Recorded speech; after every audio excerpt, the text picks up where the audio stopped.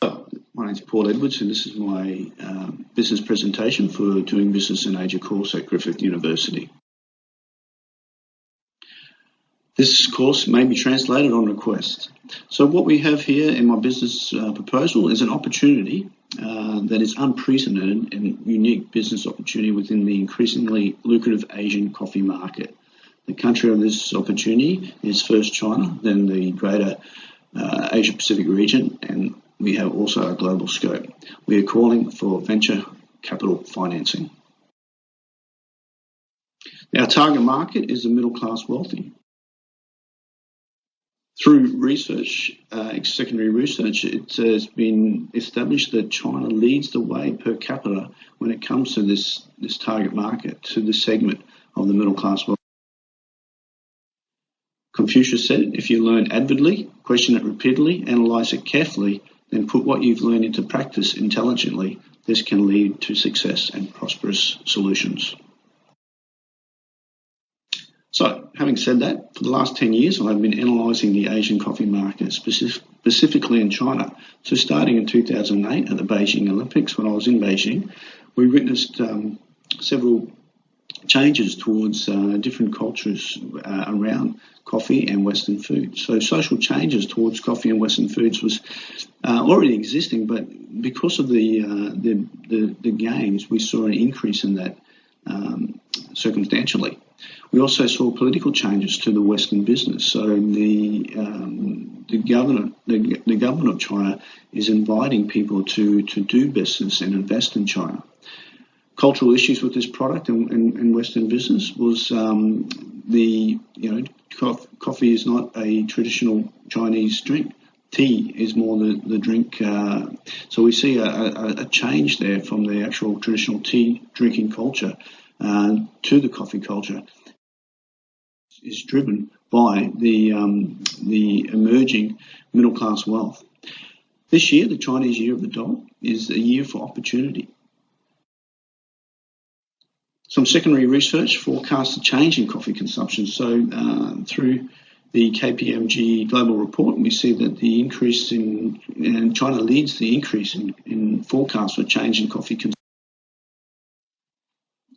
Through our Bloomberg report, we also see that the millennials are driving the growth for this emerging market. The trendy Chinese are leading the way for the coffee culture in China. Affiliated with this, the other faster growth track primarily consists of sectors and companies forecasting on consumer services, as well as those driven by innovation and technology.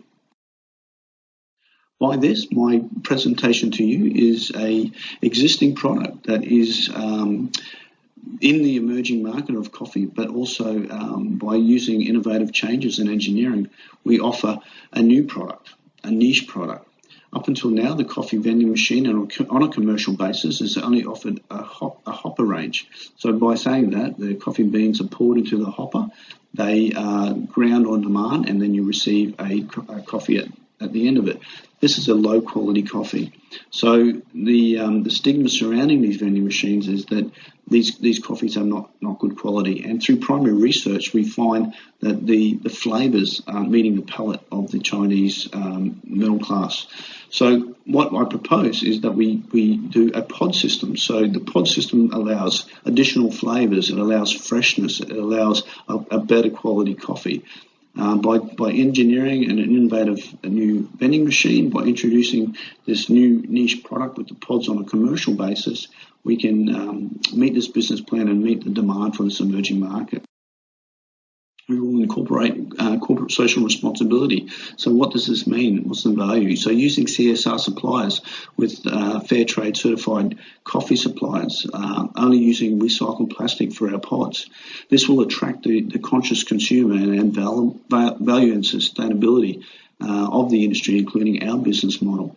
So the people driving the market are the middle class wealthy. They are the people who are concerned about the environment. They're concerned about the profit margins on the bigger corporations, and are they doing enough to combat the environment with CSR?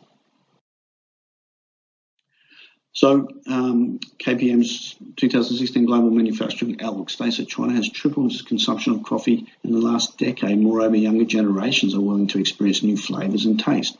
So secondary and primary research both support that. So until recent years, the instant coffee market has had 90% of the share, the market share. So there is a lot to be gained by this new innovative business plan. So not only see there is a high profit, there are also low expenses. So in comparison to the coffee shops of Starbucks and Costa Coffee and the other franchise chains, the coffee vending machine doesn't require a lease. It doesn't require staffing. So we know that the minimum wage in China, the labour wages, are on the increase. So it cuts into the profit of the store holder. So by this model, based on a conservative calculation through primary research, we understand that one vending machine alone at 120 cups per day can produce, after expenses, a profit of 400,000 RMB. This is a low-risk investment, low maintenance, high profit and return. See, based on these calculations, sale projections 1 to 2 years. Based on these 1 to 2 year projections, we see that there are minimum expenses compared to the profits over the one. Where to from here? So we will license these out. So starting in the suburbs as a franchise, starting in the cities as a franchise, starting as a province or a national franchise manager, we can license these vending businesses out. Investment, the investor can get great wealth and return of investment. There is a global scope because, as I said, this is a new innovative product. It's not being used. These pods are only used in a domestic range. They're not being used on a commercial basis. And the flavours that are required aren't being marketed to these new millennials. That being said, there are some key players. So the stakeholders is obviously yourself, the investor, is the licensee, it's the franchisee, it's the recycled plastics company, it's the pod providers with the new flavours, it's the fair trade certified coffee suppliers. So surrounding all these key players, and from my experience of doing business in networking in China in the last 10 years, I can, through your investment, consult and create a good return for your investment by managing this. Finally, I just want to say thank you. Happy New Year of the Dog. I believe that this is now time for a new innovative product and for investors to make decisions to invest in this product. I welcome any feedback and any questions. Thank you.